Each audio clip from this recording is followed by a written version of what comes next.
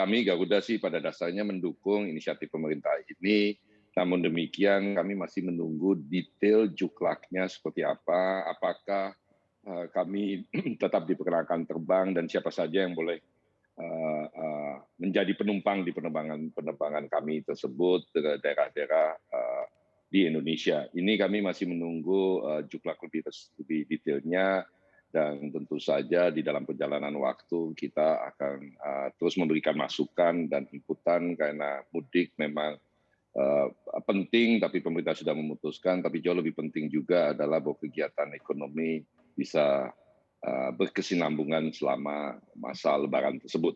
Demikian. Dalam juklak ini apa yang diharapkan ada termaktub di dalamnya, Pak, untuk membedakan ini mana penumpang yang memang penumpang biasa, mana penumpang yang memang mudik? Ya, ini yang memang agak cukup menantang, gitu. Artinya bagaimana mendefinisikan secara lebih eksak, lebih detail siapa saja yang diperbolehkan terbang, atau siapa saja yang bisa masuk klasifikasi tidak mudik.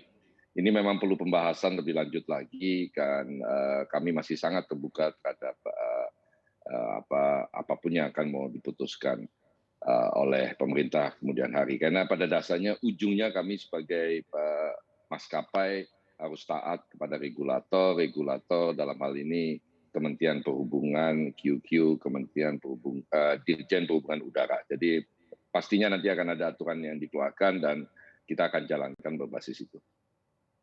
Kalau ada masukan seperti apa contoh yang bisa dilakukan di Ya, lapangan untuk memverifikasi tujuan bepergian seorang penumpang ini seperti apa, Pak? ya, jadi beberapa hal memang kita seperti tahun lalu ya, ada masukan dan ada pengecualian yang diberikan kepada mereka yang pemegang KTP daerah terbangnya. Itu yang pertama. Yang kedua, memang ada kejelasan resmi dari instansi terkait mengenai kepergian orang tersebut. Jadi misalnya kan di banyak kota tetap harus banyak petugas-petugas untuk memastikan fungsi-fungsi daripada pelayanan publik tetap terjaga, seperti misalnya operator telekomunikasi, operator listrik, maupun juga teman-teman yang bergerak di industri penerbangan untuk memastikan bahwa operasi penerbangan tetap berlangsung. Dan yang lain sebagainya. Memang ada banyak diskusi selama beberapa hari terakhir ini tentang apakah mereka yang sudah divaksin 2 kali memperoleh pengecualian atau tidak. Tetapi ini masih dalam bentuk wacana dan diskusi, dan kami akan serahkan semua masukan atau inputan kepada regulator.